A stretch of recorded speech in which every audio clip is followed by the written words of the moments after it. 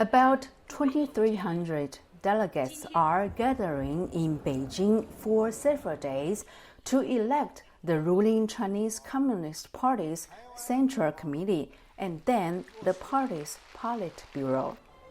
Delegates are expected to approve Xi Jinping to an unprecedented third term, leading the second largest economy in the world and one of the biggest military forces. The overall purpose of these congresses is to set the tone, the policy direction for the coming 5 years. This is a special year because the focus is going to be on one man, Xi Jinping, who has already been the General Secretary of the Chinese Communist Party for 10 years, and he is going to be anointed for a third 5-year term in what essentially could make him China's leader for life. China's 20th Party Congress comes days after the White House released its national security strategy that identifies China as a fierce competitor to the United States. The PRC represents America's most consequential geopolitical challenge. Competition with the PRC is most pronounced in the Indo-Pacific, but it is also increasingly global.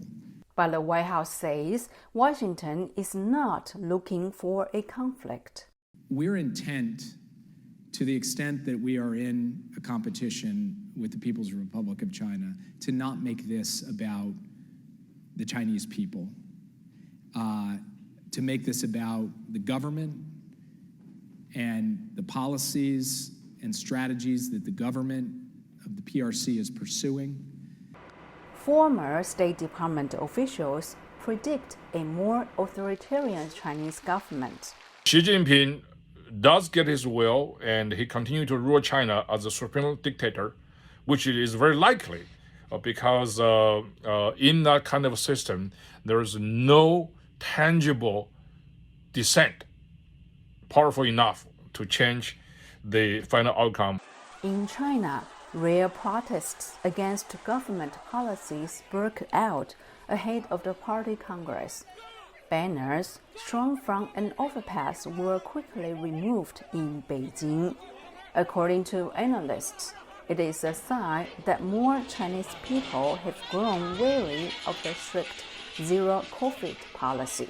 We continue, as we have all around the world, to make clear that we believe in the basic right of peaceful protest, and that people around the world, no matter where they live, no matter under what government they subsist, should have the right to peacefully protest and to make their voices heard without fear of retribution or violence in return.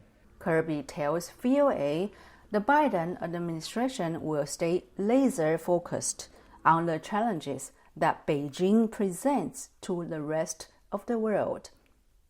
Ching, VOANews.